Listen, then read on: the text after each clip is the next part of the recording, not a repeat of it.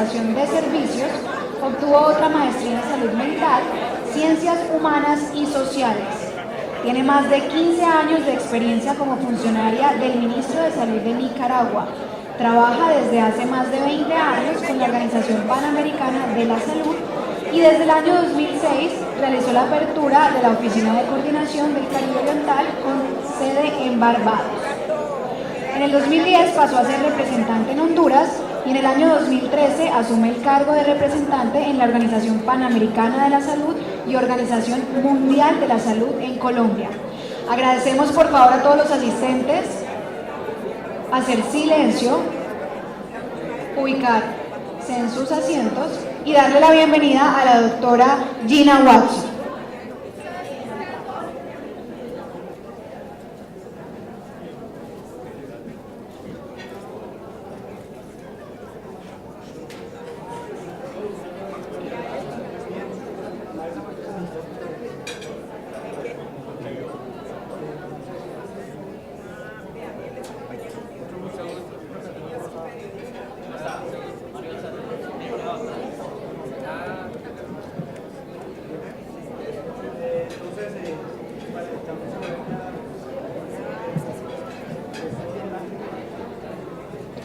Sí, perfecto.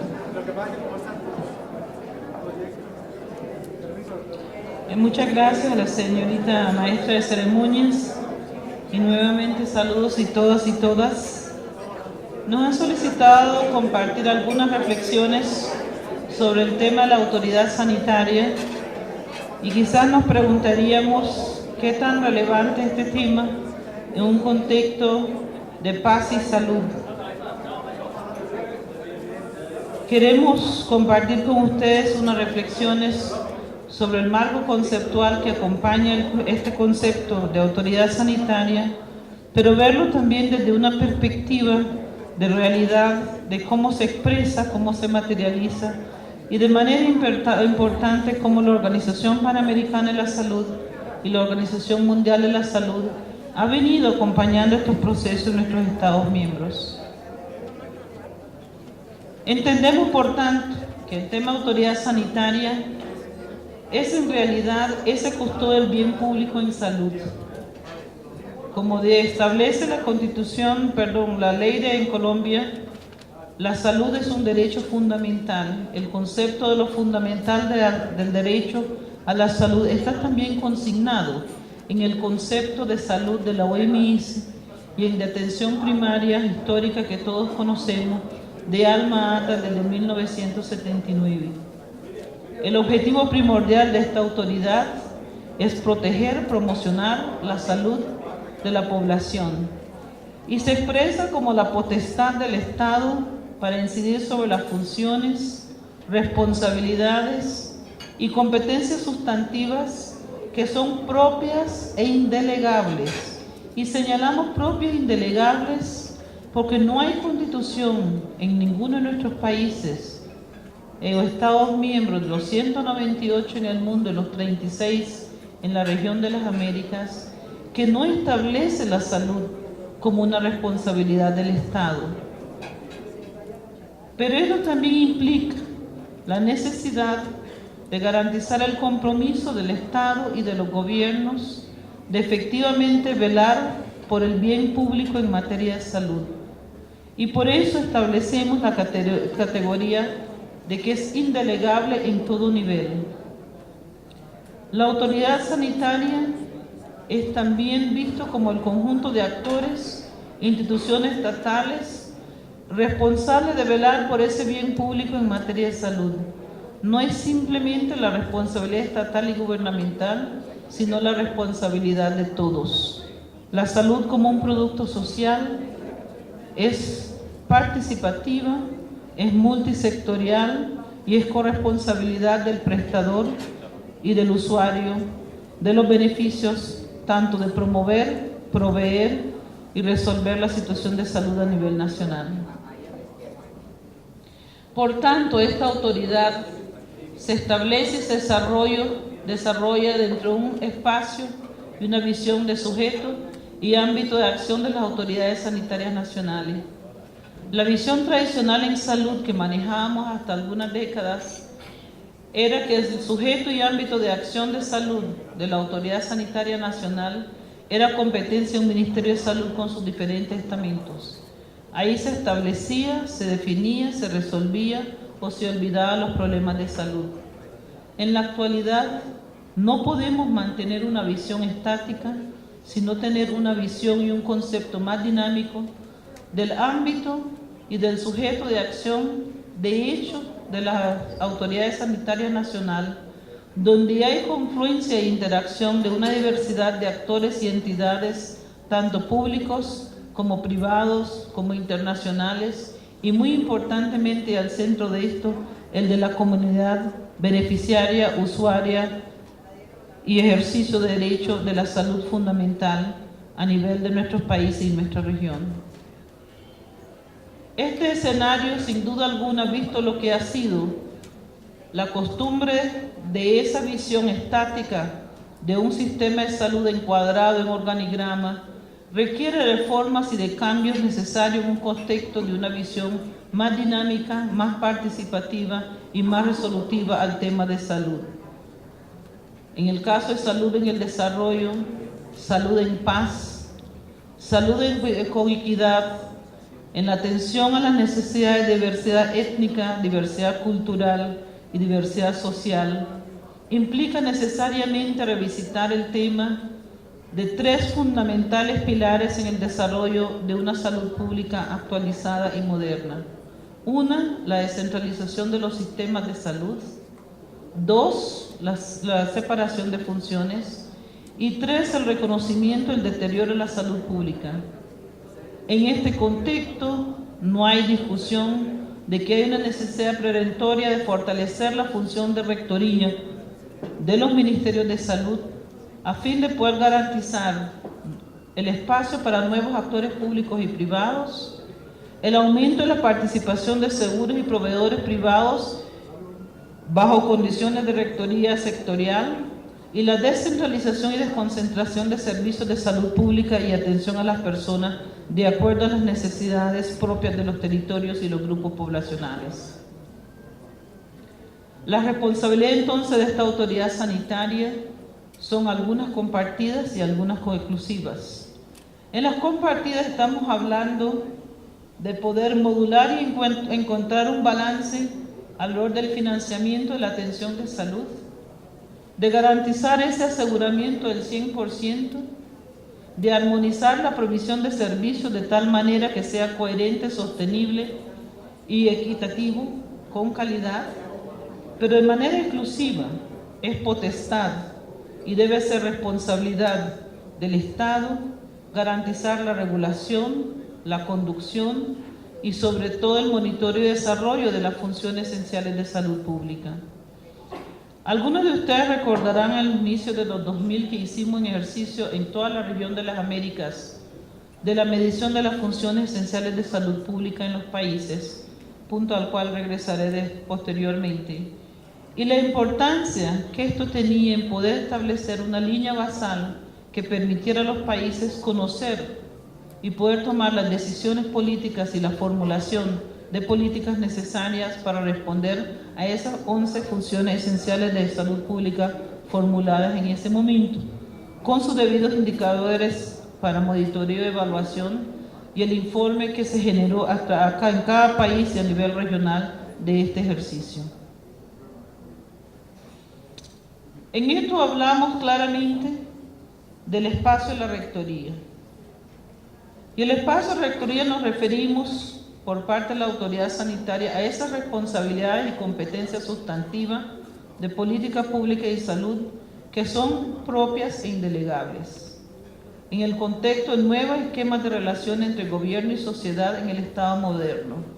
Ya no es la rectoría dogmática, estamos hablando de una rectoría sustentada en la evidencia, en las tomas de decisiones formuladas sobre políticas sustentables, sobre un reconocimiento a la diversidad y la necesidad de establecer medidas de equidad que puedan responder con mayor proporción de recursos y de seguimiento y fortalecimiento en las áreas donde más se necesite pero también con la capacidad de poder tomar las decisiones en los espacios públicos y privados a nivel nacional. Estas dimensiones de la rectoría, y lo ponemos casi como un conductor de orquesta porque es tan compleja como conducir una sinfónica, tiene que referirse a los temas de conducción. ¿Dónde se establece esa política? ¿Cómo se maneja el estamento de poder con racionalidad? ¿Y cómo se fortalece la gobernabilidad, la gobernanza en el sector salud? La conducción conjuntamente en relación con la capacidad de regular el ejercicio y el desarrollo de la atención en salud pública en todos los espacios y los sectores. El tema de las funciones esenciales de salud pública en su desarrollo y monitoreo.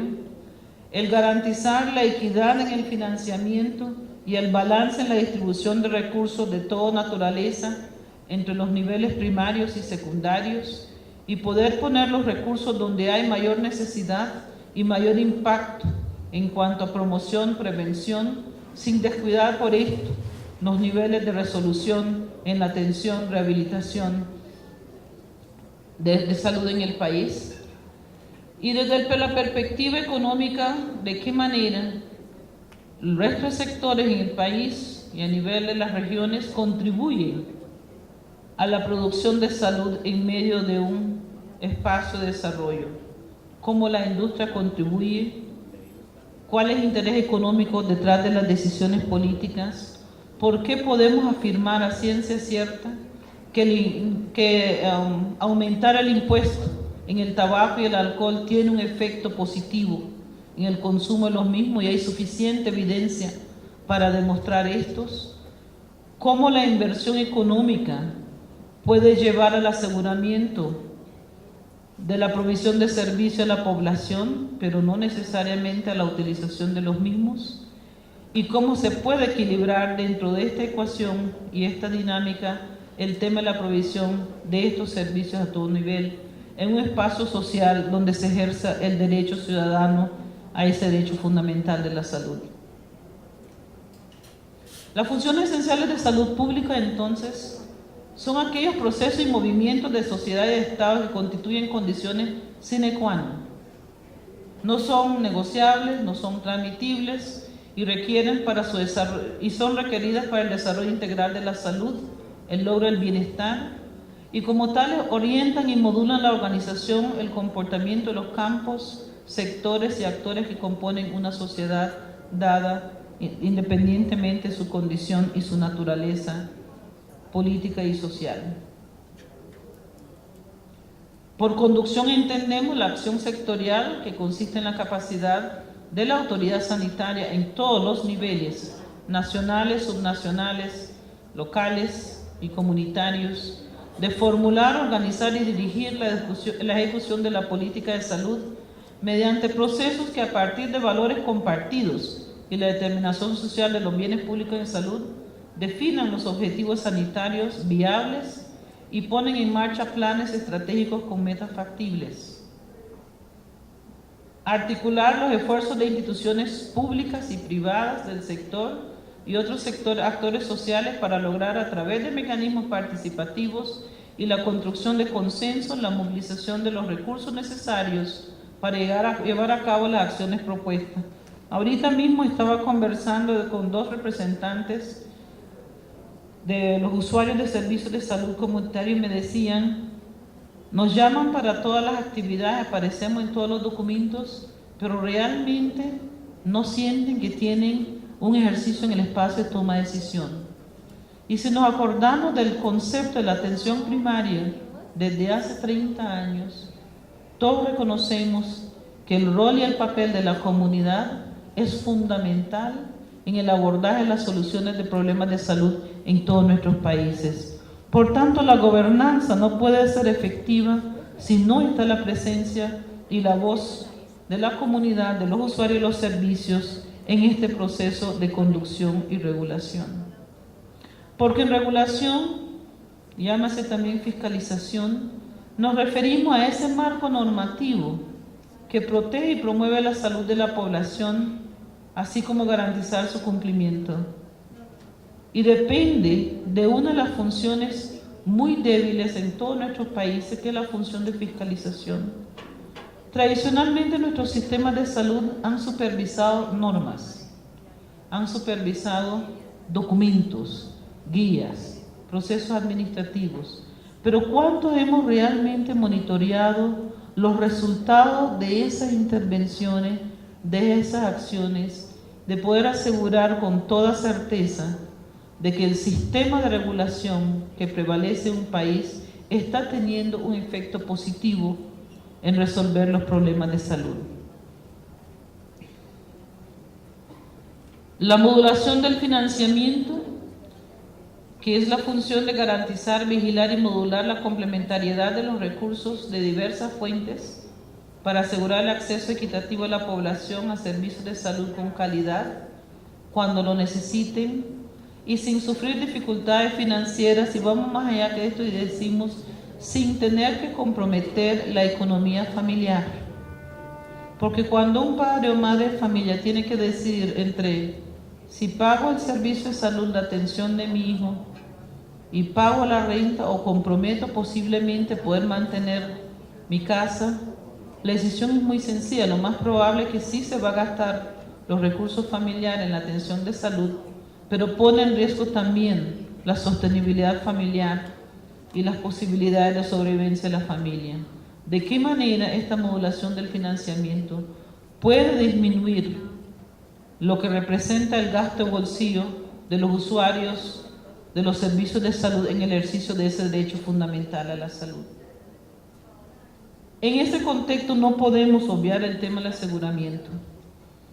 ¿Cómo garantizar el acceso a un conjunto de prestaciones de cobertura de servicios para todos los habitantes en iguales condiciones, con equidad, que la persona que está en el punto más remoto de un país tenga la capacidad de accesar los servicios con las mismas condiciones que lo accesa una persona en un contexto urbano?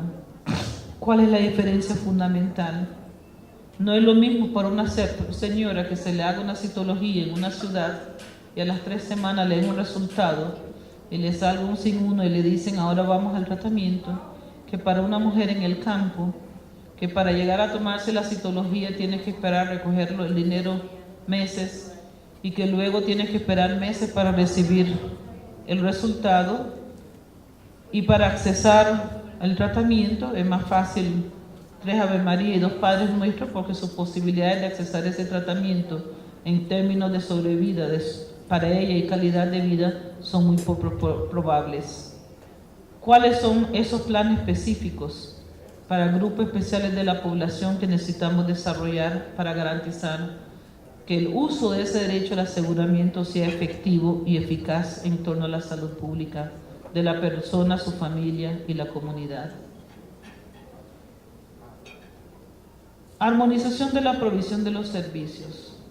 Y vuelvo de nuevo el mismo ejemplo, ¿no? Que es la capacidad de promover la complementariedad de los diversos proveedores y grupos de usuarios para extender la cobertura de atención en salud equitativa y eficiente.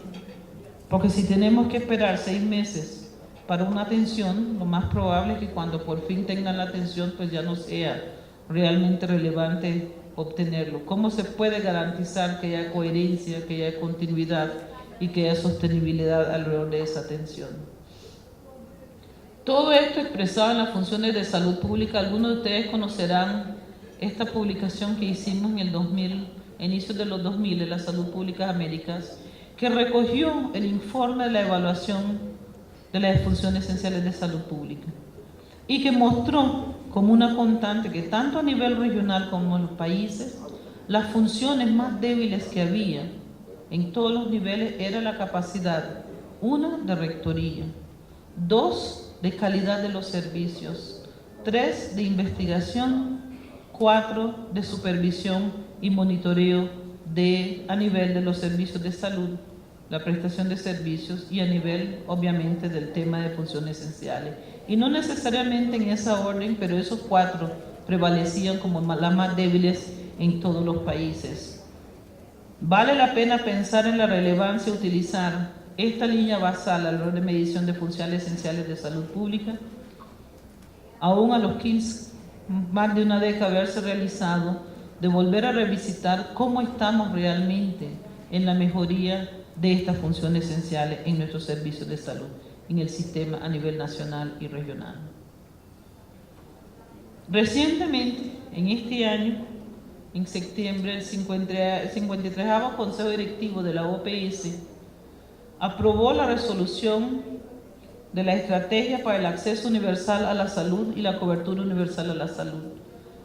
En este Consejo Directivo también se aprobó el Plan Regional para la implementación de salud en todas las políticas, que es un mandato de la 8ª Conferencia Mundial de Promoción de Salud realizada en Helsinki en el 2013. ¿Qué nos dice esta estrategia? En orden de poder garantizar el acceso real y la cobertura universal de salud a toda la población, no es solamente el tema del aseguramiento, sino de poder verificar que todas las personas tengan las mismas opciones a los servicios de salud independientemente de su nivel de complejidad, en las mismas condiciones, y por tanto requiere de revisitar la reestructuración y la provisión de estos servicios, la oferta, en un análisis serio de oferta y demanda, qué es lo que realmente pasa alrededor de la utilización de ese acceso y aseguramiento de servicios de salud. Estamos hablando entonces que todas las personas y las comunidades accesen y utilizan estos servicios integrales que necesitan a lo largo de su curso de vida, con calidad y sin dificultades financieras. Y lo mencionamos en curso de vida porque también reconocemos que hay una agenda inconclusa que desde hace 30 años aún estamos tratando de cubrir y que representa uno de los grandes retos de la salud pública en este momento. Cuando iniciamos la estrategia de salud para todos en el año 2000, hay algunos segmentos de la población que sinceramente reconocemos se nos fue un poco en el olvido. El tema de la salud de los adolescentes y su desarrollo. Porque nos preocupamos mucho y fue justo y en el momento y necesario atender el tema de mortalidad infantil y mortalidad materna. Atender el tema de las enfermedades transmisibles, y logramos eso en Salud para Todos en el año 2000 en casi todos nuestros países. Bajar las cifras que nos ponían a nivel de África, incluso en cuanto a mortalidad materna e infantil, pero se nos olvidó que el niño después de los 5 años requería continuidad de la atención y pensamos que la escuela daba respuesta a ese tema, que la necesidad del rol de la atención del desarrollo de adolescentes también requería de prioridad. No teníamos los servicios dispuestos para ello. Y como en ese tiempo no llegábamos en la mayoría de nuestros países a los 50 años, pues tampoco el adulto mayor entró dentro de la ecuación. Y ahora planteamos curso de vida porque tenemos que reconocer que en la mayoría de nuestros países estamos viviendo más allá de los 70 años. Nuestras generaciones tienen la probabilidad de vivir más de 100 años. El tema es con qué calidad de vida. Pero también sabemos que por los factores de riesgo prevalecientes en este momento y el tema de las enfermedades crónicas no transmisibles, que tampoco lo incluimos en Salud para Todos en el año 2000, que es parte de la agenda inconclusa, pone en nuestro escenario actual la posibilidad que las generaciones futuras nuestras no lleguen a la edad de sus progenitores, porque se van a morir más jóvenes por razones de enfermedades no transmisibles que son esencialmente prevenibles y manejables desde edad temprana y que tienen que ver con la respuesta de salud en todo ese curso vital.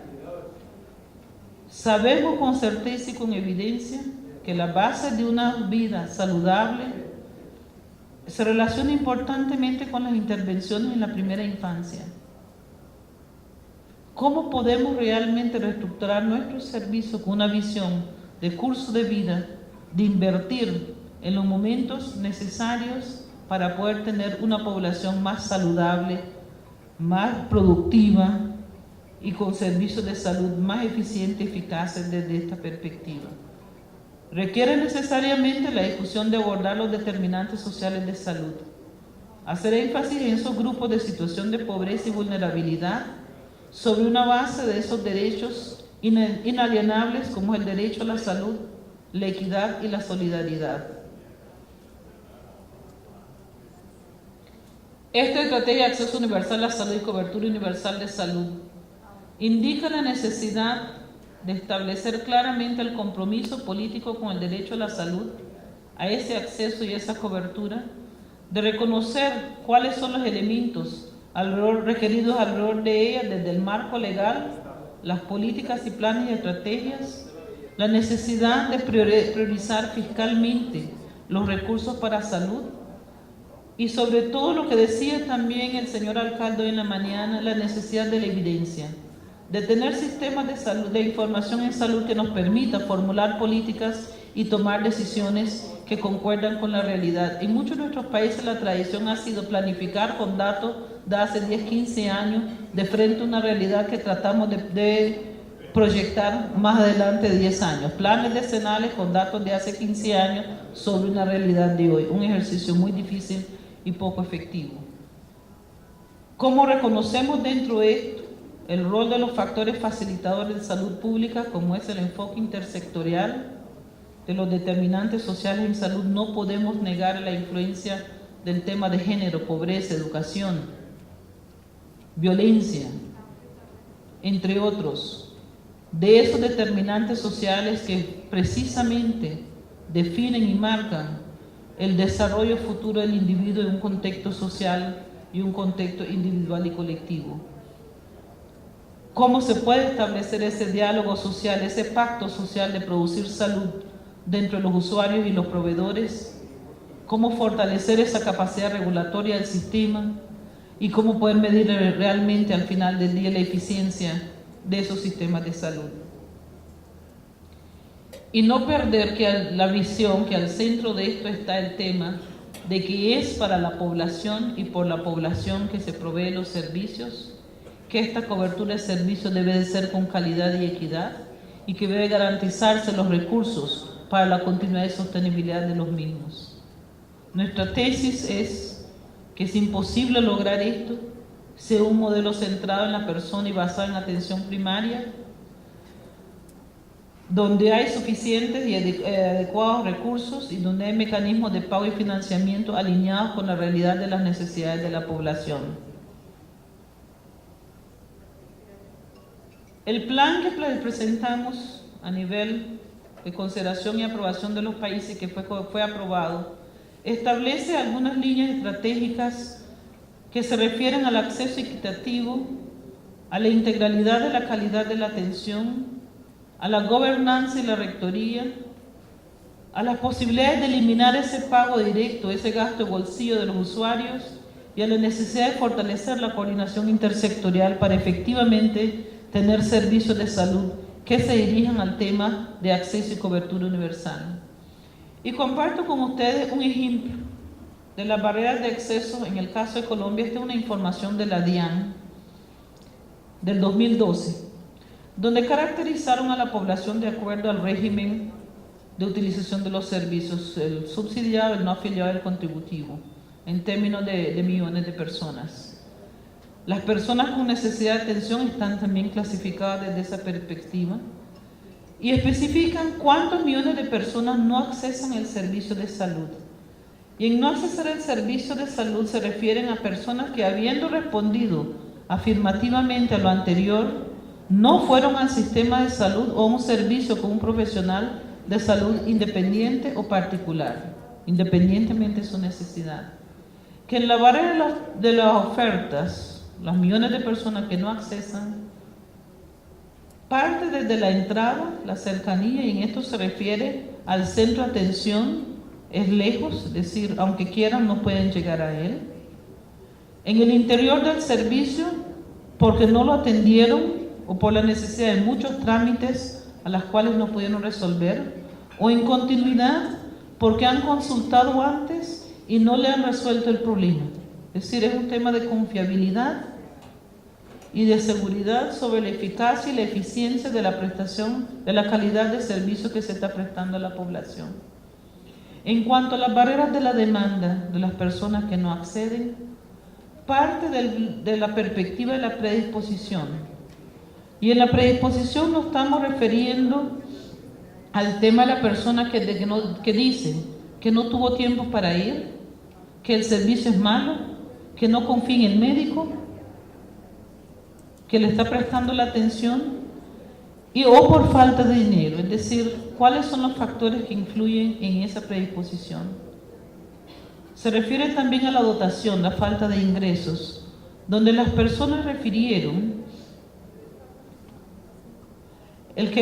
su caso de atención era leve, que se resolvió su problema y que no tuvieron necesidad de regresar. Y en cuanto a la necesidad percibida, en el anterior no tuvo tiempo, el servicio es malo o no confía en el médico o tiene falta de dinero. Y en necesidad percibida es que muchas de las personas piensan que su problema de salud es leve y no requiere de atención, por tanto no utilizan el servicio que se les provee. Como pueden ver, las razones son múltiples.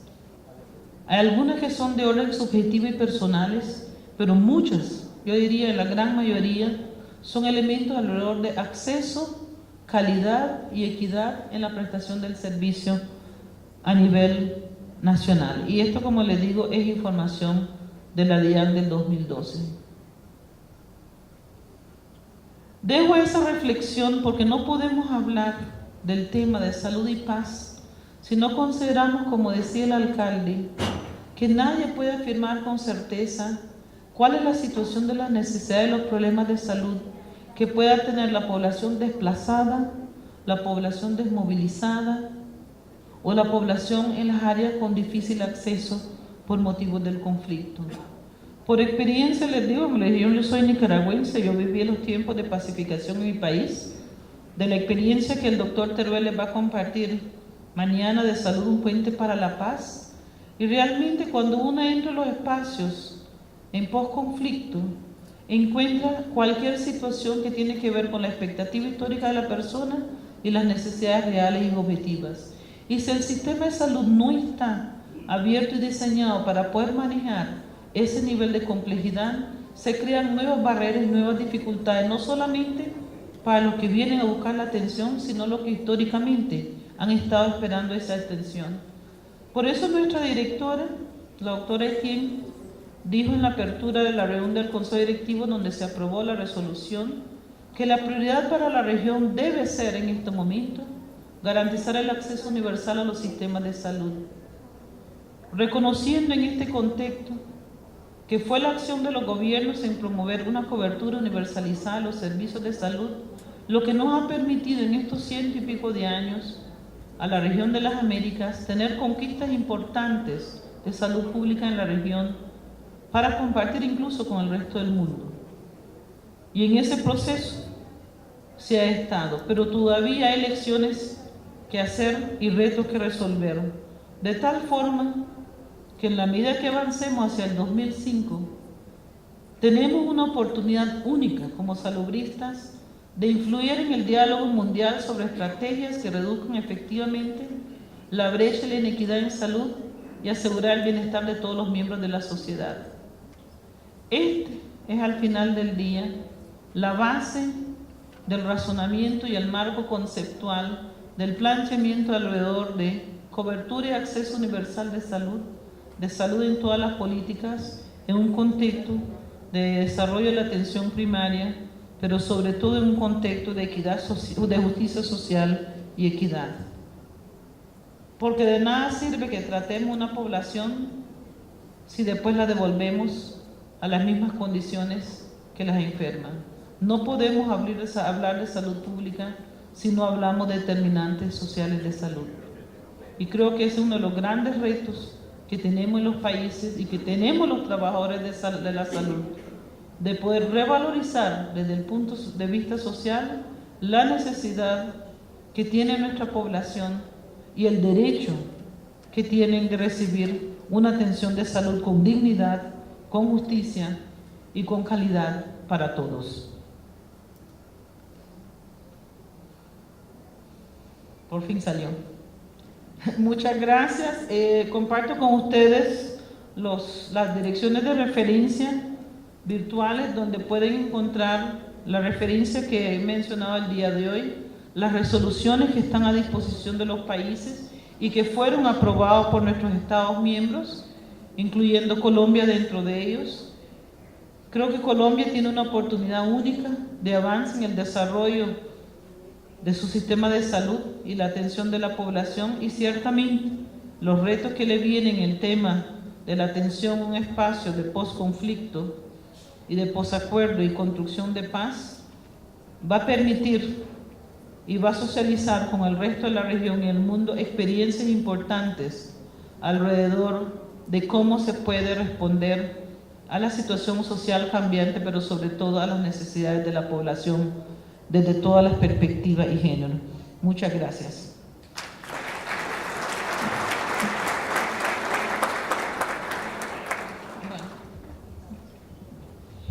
En vista de que tenemos un poco de tiempo, podemos hacer un espacio de preguntas, así que cualquier asistente que quiera hacerle una pregunta a la doctora Watson, levanta la mano y nosotros vamos a su lugar y le llevamos el micrófono para que pueda dirigirse ante ella. ¿Alguna pregunta en el auditorio?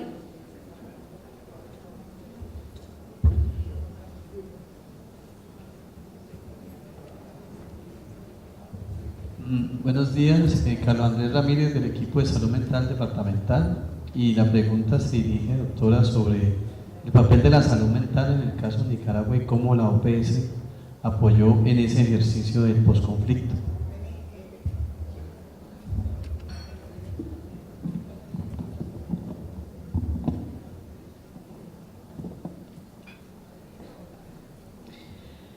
Efectivamente, el tema de salud mental es un tema central, no solamente de las necesidades de la población que se desmoviliza y se desplaza, sino también de la comunidad receptora de estos grupos. ¿Qué se hizo en Centroamérica? No solo en Nicaragua, porque Salud Un Puente para la Paz fue un proyecto para Centroamérica y Panamá. Incluyó países con conflicto, países en posconflicto, como el caso de Nicaragua, países sin conflicto, pero que compartían una misma realidad. La principal medida fue reconocer que el tema se tenía que manejar a nivel comunitario, que no era un problema que íbamos a resolver a nivel de instituciones, porque las instituciones de salud mental, hace 30 años estábamos hablando de los manicomios, de espacios institucionales de segregación y de reclutamiento. Lo que hice fue desarrollar un programa de atención en salud mental de base primario con instituciones a nivel de la comunidad, con la generación de grupos de apoyo y de terapia comunitario, con hospitales de día, con unidades de rehabilitación, de desarrollo de terapias ocupacionales que permitieran desarrollar iniciativas de integración y de socialización a nivel no solamente familiar, sino comunitario. ¿Qué nos encontramos nosotros en ese espacio? Personas que regresaban a su núcleo familiar que no eran aceptados con la familia, por muchas circunstancias, por diferencias ideológicas, políticas, económicas, por diferentes razones, y a veces hasta por estigma también y por temor. Madres y padres que regresaban a la familia se encontraban que sus roles y sus espacios ya fueron sustituidos con otros. Había nuevos esposos o nuevas esposas. Adolescentes y niños que regresaban y que la familia no aceptaba. Y que sus alternativas fueron constituirse en las bandas, lo que ahora se llama en otros países las maras. En el caso nuestro fueron bandas, en el caso de Nicaragua, que requerían de atención social. Porque lo que decía el alcalde es muy cierto. Tenemos que considerar que estamos hablando de poblaciones durante mucho tiempo. Su única ocupación ha sido combatir y matar, no saben hacer otra cosa. Pero que además de eso, desde el punto de vista de entorno social y comunitario, no lograron insertarse en el sistema de educación porque la educación no tenía espacio para ellos. No lograron insertarse dentro del espacio comunitario porque la comunidad no estaba preparada para esto. Y la mentalidad misma de las personas, desde el punto de vista de su disponibilidad social y mental, no estaba adecuado para los cambios en los que tenían que acomodarse, lo que implicó la necesidad de poder, de tener que innovar espacios de manejo a nivel individual, a nivel grupal, a nivel familiar y a nivel comunitario, y mucho esfuerzo fuera de la situación de las instituciones de salud, porque si hay algo pero que prevalece entre nuestra población y sobre todo en las poblaciones de menores estratos sociales, el estigma y discriminación al tema de salud mental. Lo primero que dicen las personas es que, primero, no estoy loco. Segundo, no quiero tampoco que piensen que mi familiar está loco. O sea, ¿cómo encontrar la fórmula, el modelo adecuado que a su vez respete la diversidad étnica y la diversidad de género en un contexto más moderno? Va a ser uno de los retos de tener que diseñar programas de atención a nivel primario para la atención de salud mental, tanto de los grupos que se desmovilicen como del espacio en el cual se desmovilizan. Es decir, preparar la comunidad, preparar la familia y preparar a los individuos para eso. Y preparar al personal de salud, porque uno de los grandes espacios de rechazo de la demanda en ese sentido también fue en la misma estigma y temor del personal de salud, del manejo de los casos y de las situaciones particulares de las personas.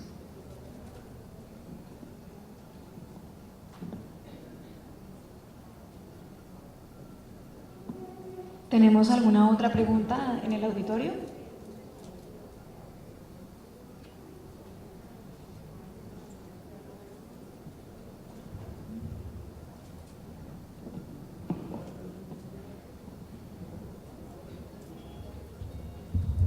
Buenos días, de la Secretaría Departamental de Salud del Valle. ¿Qué propuestas se tienen para fortalecer esa autoridad sanitaria cuando el ejercicio precisamente de esa autoridad depende mucho de un sistema de contratación que también a su vez depende de algunos nexos políticos o de algunos otros factores que limitan el ejercicio de ese ejercicio? Entonces, ¿qué propuestas hay para que eso se pueda seguir fortaleciendo? Bueno, para una situación de esa realmente no hay ninguna fórmula, porque cada una se debe manejar de manera particular. Y estamos hablando de los diferentes espacios donde se dan dinámicas, desde la expresión de las influencias personales, políticas, hasta la necesidad de realmente tener coherencia entre lo que se contrata y lo que se necesita. En los procesos de planificación y programación en cada país ha sido siempre difícil poder establecer el balance real entre hasta qué nivel de complejidad se debe llevar los servicios de salud y cuáles son los requerimientos reales para sostener y mantener ese servicio de salud. De tal manera que lo que se contrata sea lo que realmente se necesita. Eso implica tener que poder descentralizar esa visión de un nivel central, poder desconcentrar incluso mucha toma de decisión que permita que esa autoridad sanitaria se ejerza en todos esos niveles. Porque la autoridad sanitaria no puede estar limitada solamente a un nivel nacional. Y afortunadamente la legislación en Colombia lo permite, ese ejercicio. Ahora, ¿cómo se traslada el ejercicio de ese derecho y de esa capacidad funcional a una realidad? Implica necesariamente poder tener la flexibilidad de ajustarse a los requerimientos. Hay muchas cosas que toma tiempo cambiar. Si bien es cierto, no se logró hacer real la reforma de salud, la ley de la reforma, sin embargo, la 1438, una de las cosas que me ha costado aprenderme todas las leyes aquí, doctor, pero estoy en ese proceso, en año y medio me he aprendido alguno, y sobre todo la 1438, que falta reglamentar, pero la 1438 establece el concepto y la base alrededor de la atención primaria y precisamente la puerta para poder realizar esos ajustes que se requieren. El Plan Decenal de Salud también lo contempla. El Plan Decenal de Salud aborda el tema de los determinantes sociales de salud en todas las políticas. El punto es cómo se hace realidad ese abordaje alrededor de poder garantizar esa rectoría que conlleve a la cobertura y el acceso universal. Ese es el reto. Y creo que es el reto en que está inmerso en este momento el sistema de salud en Colombia.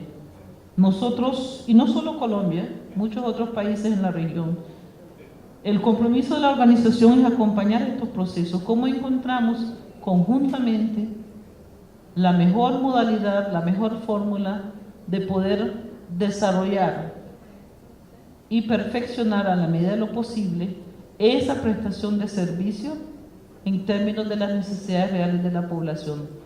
Muchas veces, y como ustedes saben, la rectoría, ser jefe es una tarea muy ingrata.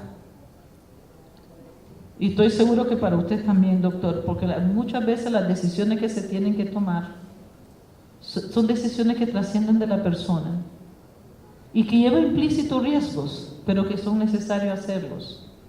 En ejercicio de la salud pública, el primer interés es la salud de la población. Yo recuerdo que en mi maestría de salud pública nos decía un profesor que hay que entender que la organización no puede estar en función de la persona. En el caso de los trabajadores de la salud, es la persona la que tiene que estar en función de las necesidades de la organización. O sea, el paradigma tiene que cambiar, pero el paradigma no cambia en un día a otro. Requiere el concurso de todos para poderlo realizar. Y se puede hacer. Y seguramente aquí se va a lograr también con el tiempo.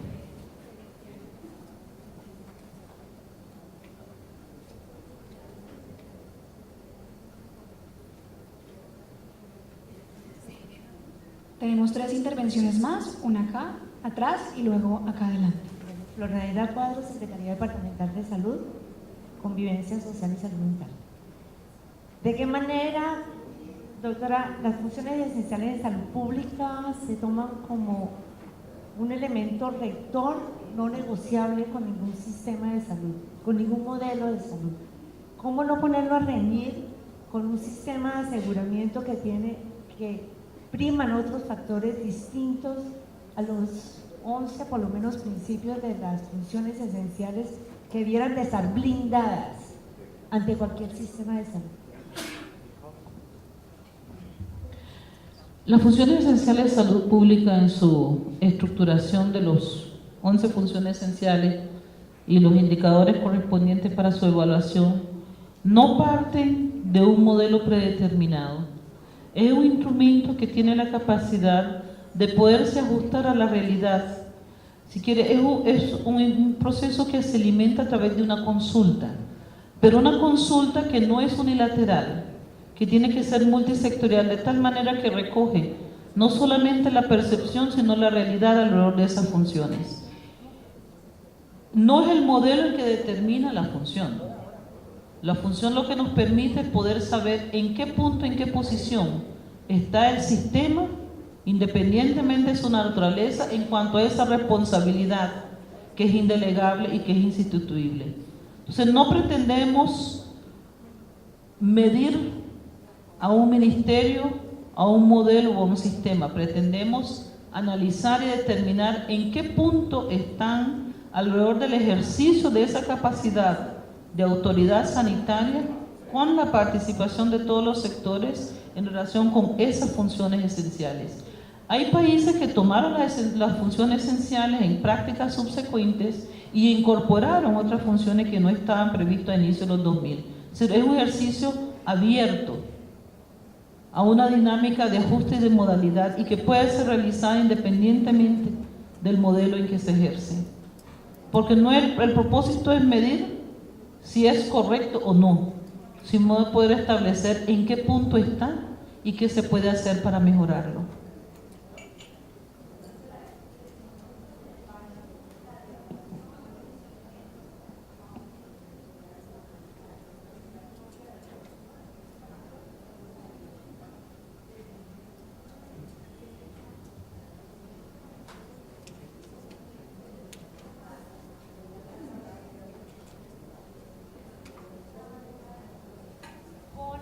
La participación de los diferentes sectores y ustedes como OPS nos acompañaron. Y estaríamos encantados de volverles a acompañar.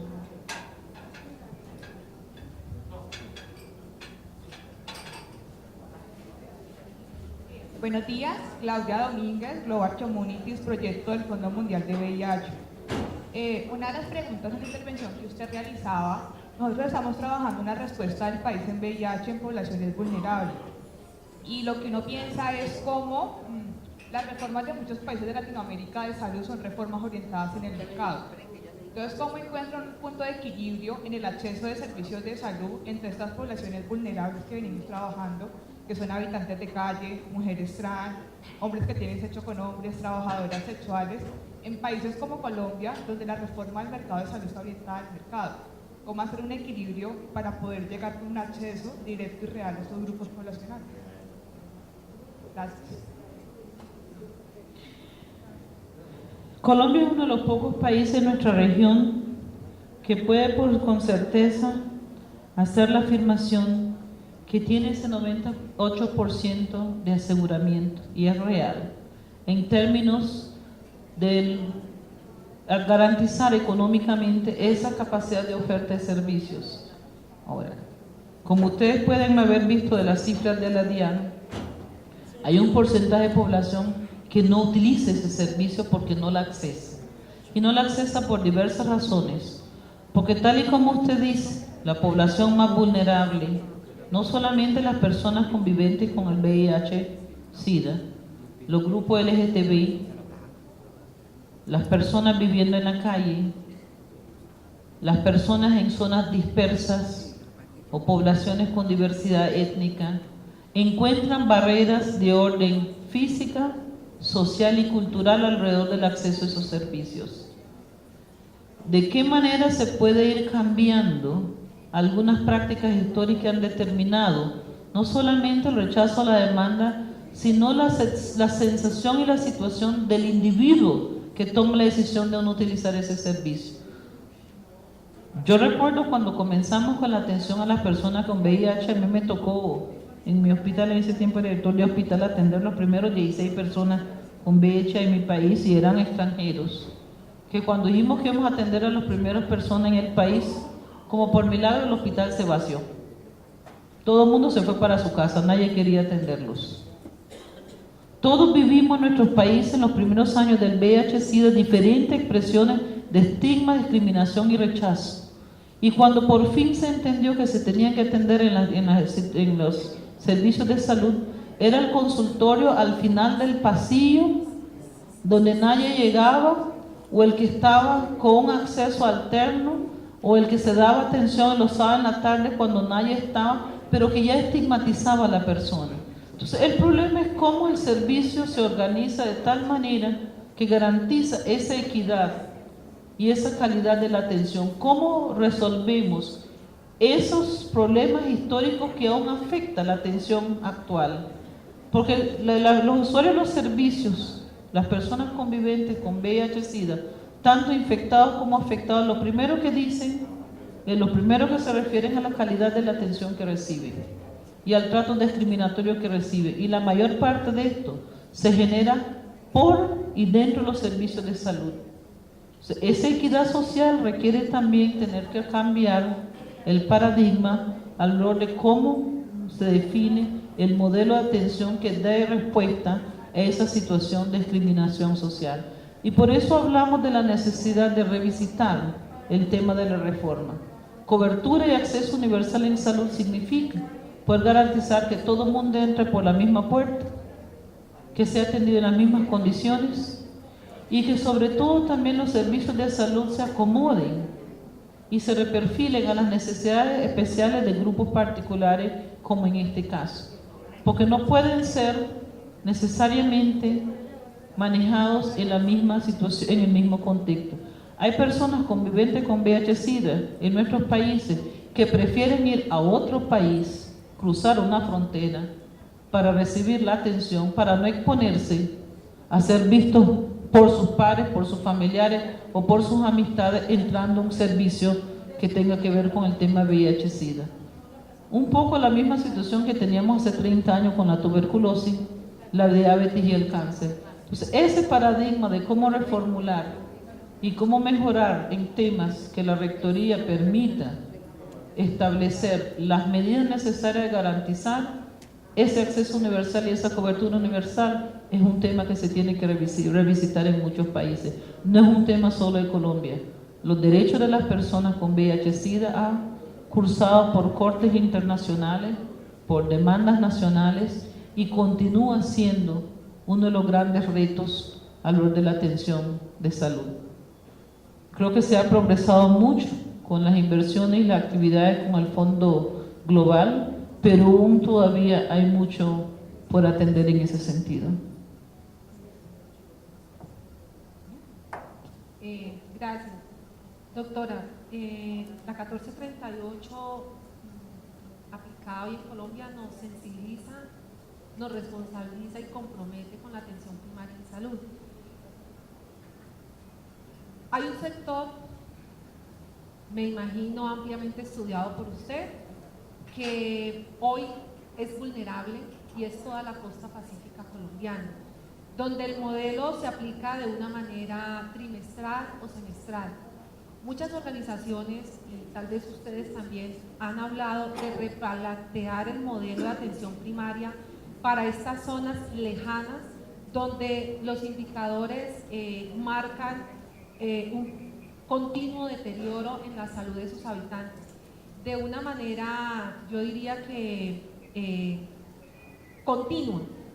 Su recomendación, se habla de modelos de atención permanente, o sea, establecer allí un grupo que esté permanentemente acompañando a esta población. Hoy los tenemos trimestrales y semestrales. Su experiencia en otros países y su conocimiento desde la OMS con este sector, que no solo en Colombia, sino también en toda Sudamérica, sé que es afectado por su situación geográfica.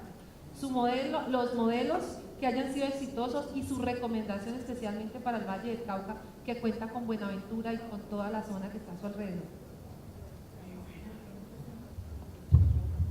El tema de las poblaciones en las zonas costeras, no solo Pacífico, el Atlántico también de Colombia, es un tema compartido con casi todas las poblaciones costeras de nuestra región, porque estamos hablando con poblaciones con diversidad étnica, tanto afrodescendientes como indígenas, con diferentes rasgos culturales y prácticas culturales, desde el nomadismo hasta las costumbres atávicas que tienen como población desde el punto de vista cultural.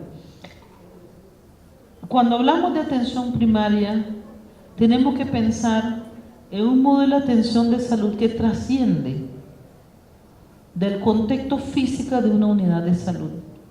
Tenemos que hablar de la generación de salud como un proceso social y de desarrollo, porque la mayor parte de poder producir salud es a nivel comunitario.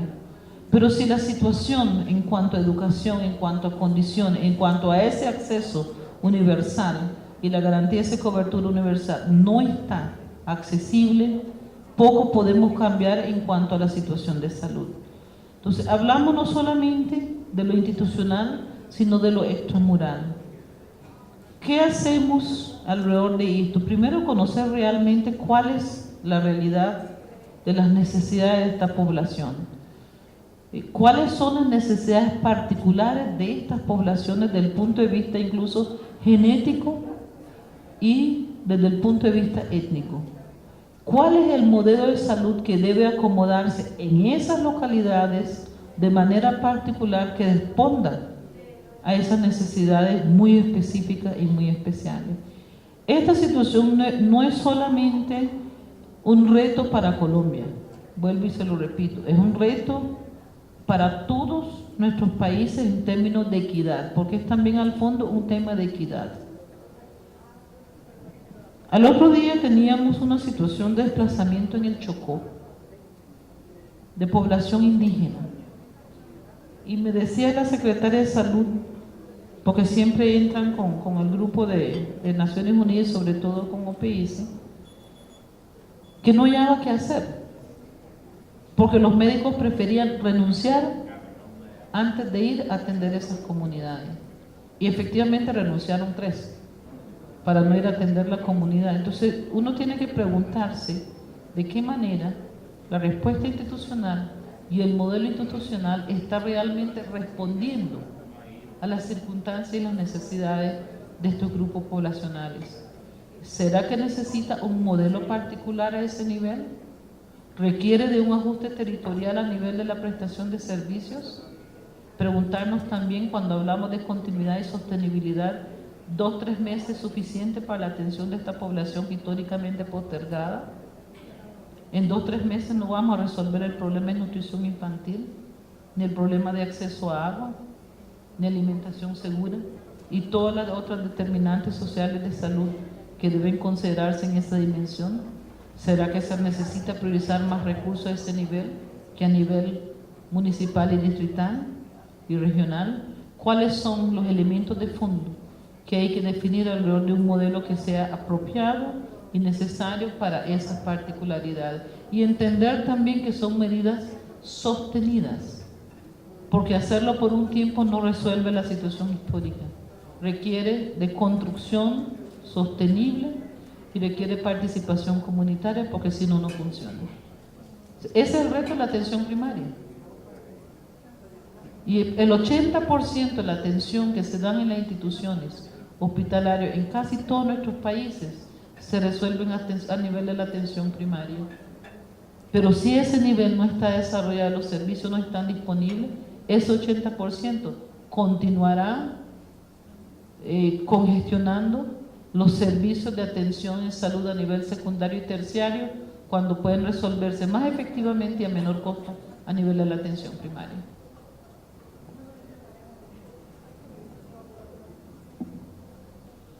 Tenemos espacio para 2 preguntas más y para poder pasar al espacio del almuerzo. Tenemos una pregunta al final.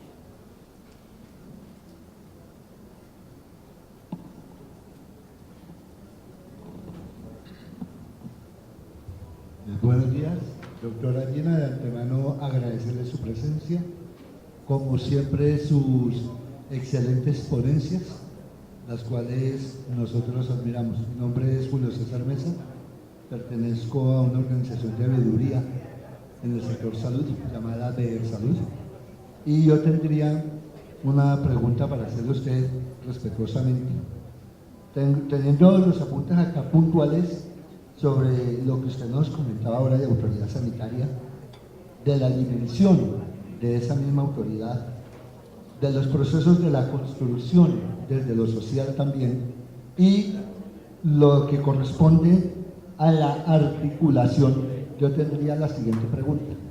Doctora, ¿cómo podemos nosotros hacer desde la parte comunitaria realmente hacer incidencia en el ejercicio? Le voy a decir por qué. Como se lo mencionaban ahora rato unos compañeros o compañeras, hay un problema en el que la participación en el país se vuelve muy protocolaria, por decirlo así, pero no se llega al territorio, ejemplo, a hacer los diagnósticos situacionales de la salud con la misma población. Ejemplo, a tomar decisiones como la construcción del plan territorial de salud, por ponerle el ejemplo, de manera conjunta con las comunidades y las organizaciones que la representan. Entonces me gustaría, doctora, respetuosamente poder saber cómo poder convencer, lo digo de manera respetuosa, a los actores institucionales para que verdaderamente generen ese espacio, y a su vez a los actores institucionales diferentes a la salud para que se involucren. Escuchaba esta mañana al señor alcalde, al señor gobernador, y me llama mucho la atención que siempre hablamos de que la salud la manejamos desde un contexto integral, donde todos debemos de participar, pero sucede que cuando un secretario de salud, sea municipal o departamental, requiere articular con los otros actores institucionales de la misma estructura gubernamental territorial, hay dificultades. No, es que eso le corresponde a salud. Pongo un ejemplo nomás.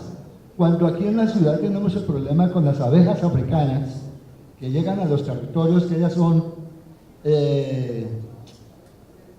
están viajando pues dentro de la ciudad y se estacionan en las viviendas, y se llama el DACMA dice que no, que le corresponde a los bomberos que le corresponde a la defensa civil que le corresponde a salud pública, por ponerle solo un ejemplo, que no, que le corresponde al CLOPAC, o sea, a los comités locales de emergencia. Entonces la pregunta también allí es, ¿cómo poder hacer que el resto de los actores institucionales se comprometan realmente en la responsabilidad que tenemos de una salud pública e integral? Muchas gracias. Bueno, esa fue una pregunta en varios niveles, ¿no? Y creo, señor secretario, que un poco le toca a usted también responderlo.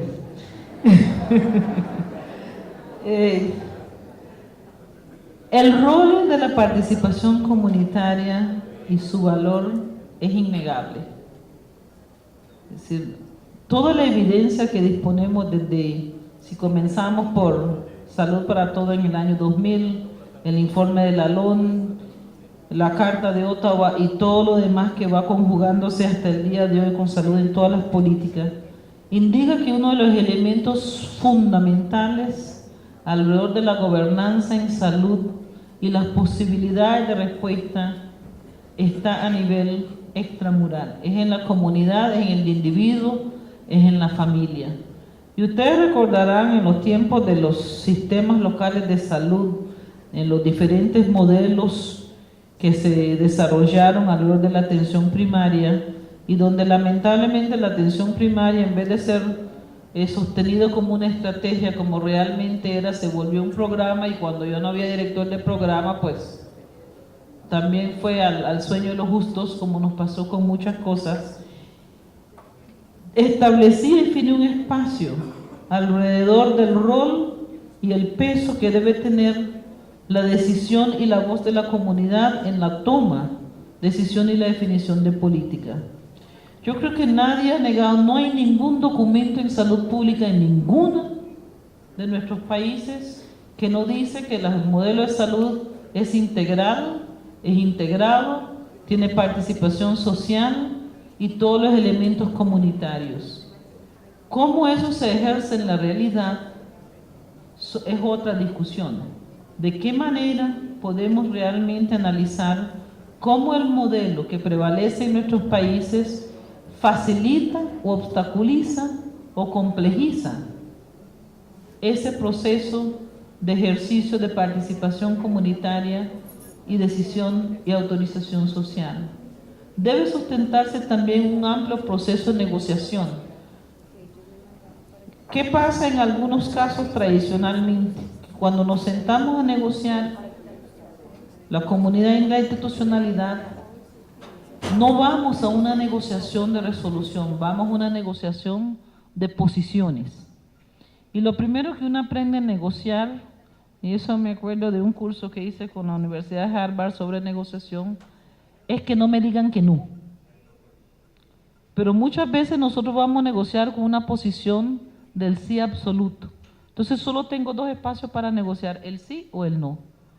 Pero si podemos negociar un espacio de encontrar un equilibrio entre la necesidad, el interés y el ejercicio del poder, se puede encontrar una fórmula en la cual la voz de la comunidad tiene un peso importante. Nosotros nos hemos encontrado en muchos municipios en Colombia de diferentes modelos de atención primaria. La verdad es que me ha faltado tiempo de poder a todos los municipios que nos demandan ir a ver su modelo de atención primaria, donde hemos visto participación comunitaria real. Y hay mucha discusión entre lo que ha sido, en algunas tesis, algunos dicen ha sido la manipulación comunitaria versus la participación comunitaria real. Hay que poner las cosas como son. Algunos detractores de la atención primaria decían, es que se manipula la comunidad para hacer lo que la institución quiere. Y no es que realmente se ejerce un espacio alrededor de poder identificar conjuntamente las necesidades, las soluciones y los beneficios. Yo no he encontrado aún una comunidad en ningún país, he trabajado en muchos países, tanto en Latinoamérica como en el Caribe de habla inglesa, que no sabe cuál es su problema. La comunidad generalmente sabe cuál es su problema, conocen cuáles son las posibles soluciones, lo que necesitan es el acompañamiento necesario para resolverlos. Pero en muchos casos la expectativa es que la institución me va a resolver el problema porque no me veo como parte del problema. Entonces, ¿cómo podemos abrir un espacio de negociación, un espacio de diálogo, un espacio de identificar realmente de qué manera el valor agregado que la comunidad tiene hacia la resolución de los problemas de salud pueda ponerse de nuevo en ese nivel? La comunidad es receptora de los beneficios, pero es también artífice de las soluciones. Esa es una dinámica un paradigma, una ecuación que requiere equilibrio y solución, y por eso planteamos que en el tema de las coberturas universales y los accesos universales no podemos verlo solamente desde la perspectiva de la oferta. Tenemos que verlo entre oferta y demanda, pero dentro de eso todas esas variables que condicionan esa oferta y esa demanda. Y una de esas condiciones es la participación comunitaria. Y planteamos que tiene que ser por eso en el marco de la atención primaria real.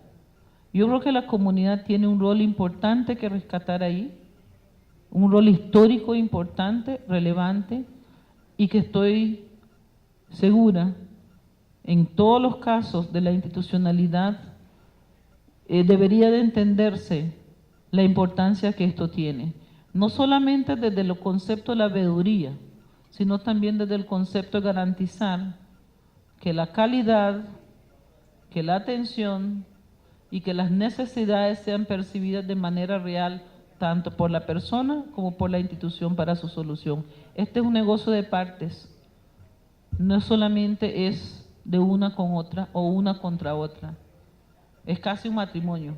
En el tema de salud pública, el rol de la comunidad con la institucionalidad. Vamos con la última intervención.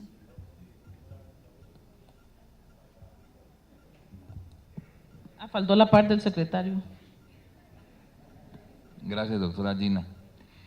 Esa pregunta me la he hecho yo a manera autocrítica y con muchos compañeros de trabajo y colegas, y hoy tenemos la complacencia que nos acompaña el doctor Luis Fernando Cruz, que dirigió a final de la década de los 80 un proceso interesantísimo que fue el desarrollo de los sistemas locales de salud, que fue un modelo nacional e internacional del cual yo participé.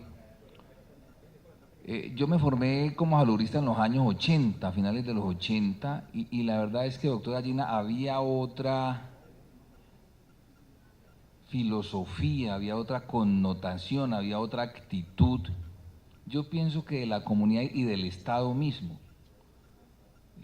Uno podría pensar que la comunidad ha generado un grado de desconfianza hacia el Estado, porque obviamente ha sido atravesada por múltiples actores de toda la gama, sociales, políticos, fundacionales, estatales, y yo pienso que al final ha ido perdiendo esa confianza.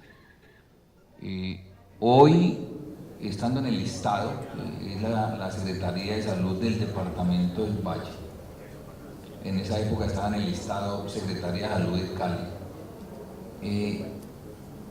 Los gabinetes departamentales, los actores oficiales de las diferentes áreas, de los diferentes condicionantes, tampoco tienen ese rol que tenían en ese momento, o no sé si los líderes desde la salud pública tenían más capacidad de convencimiento para que ellos jugaran ese papel como líderes de los condicionantes de bienestar y se cruzaran con la salud, y el resultado era mucho más efectivo que hoy.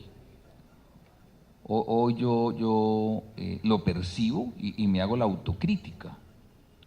Yo llevo 2 años y medio al frente de la Secretaría, me queda este año y no siento ni estoy mínimamente satisfecho con los logros en la organización comunitaria, en su participación y obviamente en el desarrollo de la estrategia de atención primaria. Es muy complejo, es muy difícil. Hay otros elementos que están jugando allí que no permiten que sea tan dinámico, tan efectivo el proceso de la participación comunitaria. Y deben de haber factores, repito, del Estado mismo. El Estado ha cambiado. De alguna manera los actores estatales, las políticas han ido acomodándose a las coyunturas globales, económicas, políticas, y repito, la comunidad de igual manera también. Hay otra comunidad, son 2 o 3 generaciones que han pasado y hay otra comunidad, es muy complejo. No sé si Luis Fernando nos pueda de pronto en este momento como aportar esa esa reflexión que estamos haciendo frente a por qué la dificultad de la participación comunitaria hoy y la concertación social, obviamente. Pues primero, muy gentil de su parte, y no fui yo el que hizo ese desarrollo, fue un equipo inmenso. No me alcanzo a imaginar todavía cuánta gente era, pero muchísima. Y sí tenía una cosa fundamental, tenía un contexto político claro. Yo mañana voy a tratar de hacer una presentación que usted muy gentilmente me ha pedido, y desde esa época soy un convencido de que se necesita un nuevo contrato social en la salud. Así como la Revolución Francesa, y en ella se gestó los comités de salud pública, porque allí fue donde nacieron los primeros comités de salud pública, nació por el enciclopedismo y el ilustrismo. Hoy día la salud tiene un poderoso aliado, que es la conectividad. La conectividad que va a permitir que cada cual, en su espacio y en su voz, merezca el respeto que cada cual tiene. El consenso de Washington, y pido excusas a quienes sean afines a esa temática, fue un gran fracaso, porque la salud no puede ser ni estadocéntrica ni mercadocéntrica. Es lo que usted, doctora, explicó de manera sabia en su presentación. Ese nuevo contrato social yo creo que necesita de una dimensión que implica un Estado dialogante, inteligente, un mercado no insaciable por convertir la salud en un negocio, y una sociedad con dignidad para exigir derechos, pero para cumplir deberes.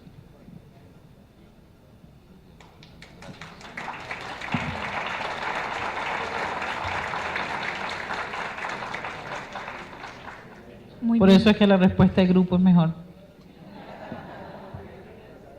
Muy bien, muchas gracias. Para cumplir con el tiempo de nuestra agenda, tenemos una última intervención. Va a ser muy corta y podemos salir a nuestro almuerzo.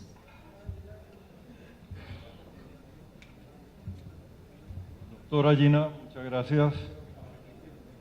Y teniendo en cuenta la exposición del doctor Luis Fernando Cruz, y que ha puesto el dedo en la llaga porque la salud ha dejado de ser un servicio social para convertirse en un negocio, y es la deshumanización de la salud. Y yo pregunto si aquí en el auditorio alguien me puede contestar qué negocio humanizado conoce. ¿No? Entonces, si la salud dejó de ser un servicio social y se convirtió en un negocio, y la principal razón de la reforma a la salud es la salud financiera del sistema y no la salud del paciente, que fue lo que nos enseñaron en las universidades, entonces prima más ya el criterio economista que el criterio del salubrista. La primera pregunta, simplemente eso era una introducción, es la siguiente. En la OPS y en la OMS, ¿qué piensan acerca de la eficacia y la eficiencia en la prestación de servicios de salud al comparar un oligopolio con un monopolio? Segunda pregunta.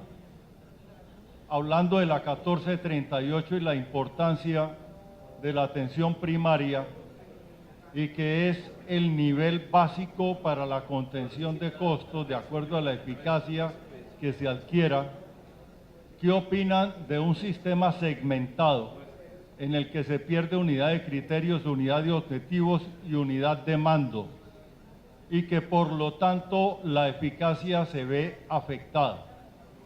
¿cuál sería la recomendación? Bueno, nosotros no pretendemos en ningún momento ser prescriptivos ni dueños de la verdad absoluta. El tema alrededor de cobertura universal y acceso universal en un marco de salud en todas las políticas busca precisamente cómo reposicionar a la persona en el centro de esa producción de salud, sin negar la validez que tiene la capacidad resolutiva y tecnológica, pero regresando al tema de qué manera los modelos responden a la realidad de las necesidades. Yo creo que es muy difícil poder definir si un oligopolio o un monopolio cuál es mejor, porque uno de los grandes retos que tuvimos hace 30 años fue precisamente la sostenibilidad de los servicios de salud. Cuando iniciamos el tema de la aplicación de la estrategia de atención primaria, no fue como sobre la base como mucha gente pensó y tristemente se desvirtualizó. Esas palabras grandes en español me dan problemas. Se desvirtualizó el concepto de la estrategia y su alcance, porque muchos quedaron con la posición y el pensamiento y la visión que la atención primaria es una atención de baja calidad, que es barata, que es poco efectiva y que precisamente, como usted dice, estaba establecida para contener costos, que era la atención de los pobres. Y los que tenían recursos accesaban a los hospitales, a los niveles secundarios, terciarios y hasta de cuarto nivel. Nosotros sabemos con la evidencia que hay que la inversión social más importante es esa inversión en el primer nivel de atención, porque es ahí donde vamos a promocionar, porque es ahí donde vamos a prevenir, y no es porque sea de bajo costo, porque el costo social es alto, porque un costo en tiempo. Y no negamos la importancia y la necesidad de los hospitales, ojo, ni las instituciones de salud.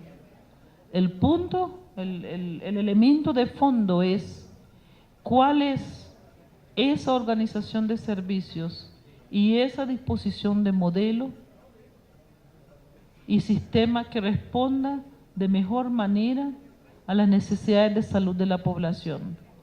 No podemos comparar nuestro sistema de salud, por ejemplo, con los modelos, con la capacidad de los modelos de la salud en Finlandia. Se lo pongo como ejemplo porque conozco el país y su modelo de atención, donde yo voy a encontrar a nivel de la atención primaria instituciones con tomografía axial computarizada, con resonancia magnética, y ese es su primer nivel de atención. Entonces no es un problema de comparación y resolutividad, es un problema de poder compatibilizar lo que es la necesidad real con la capacidad de respuesta. Y por eso es que no tenemos una fórmula única. Yo no le puedo dar una fórmula única de cómo debe ser el modelo A o el modelo B, o cómo debe establecerse un sistema A o un sistema B. La ley 100 de Colombia fue una ley que en su concepto estaba muy buena. Es más, muchos de los países de Latinoamérica lo utilizamos como modelo dentro de la reforma de nuestros servicios de salud. Yo lo hice en mi país. Ahora, ¿cómo eso en su progresión cambió? Es un problema también de lo que hablábamos hoy. ¿Hasta dónde llega el ejercicio de la rectoría y la autoridad sanitaria en la regulación del sistema de salud de frente a los intereses? ¿Qué interés predomina o prevalece? ¿El de la necesidad de la población en salud o el de la sobrevivencia de la institución o los negocios? Y no negamos dentro de esto el rol de la atención de la propiedad privada y del ejercicio privado, porque siempre ha existido en salud. Pero el tema, el gran reto es cómo encontrar ese equilibrio, sin sacrificar la autoridad sanitaria y la rectoría y la regulación que se debe ejercer en el sistema, de garantizar que todos tengan ese acceso y esa cobertura universal, con equidad y con justicia y con calidad. Que no sea una diferenciación por grupos, ni sociales, ni poblacionales, ni étnicos y de otra índole, de otra naturaleza. No es una tarea fácil. Como les digo, no he visto un modelo único, incluso en Colombia. Los diferentes modelos de atención primaria que hemos visto en los niveles locales tienen mucha similitud, pero también diferencias particulares de acuerdo a las necesidades locales. Entonces, no hay una sola fórmula. Pero no debería de ser un espacio donde tengo que escoger entre uno u otro, sino un espacio donde ejerzo mi derecho a ese servicio, a esa atención de salud en iguales condiciones. Y eso es uno de los grandes desafíos que tienen los sistemas de salud en todos nuestros países a nivel mundial, no solamente en la región. Y todavía está por resolverse. Y por eso la relevancia y la importancia de estas resoluciones que recientemente se han aprobado en el Consejo Directivo, incluyendo de salud en todas las políticas. Porque este tema de salud no se resuelve solo en el sistema de salud. Se tiene que resolver con todos los actores institucionales y estatales para realmente poder generar salud como un bien social. Muchas gracias a la doctora Gina. Los invitamos a un almuerzo y a las 2 de la tarde estaremos acá.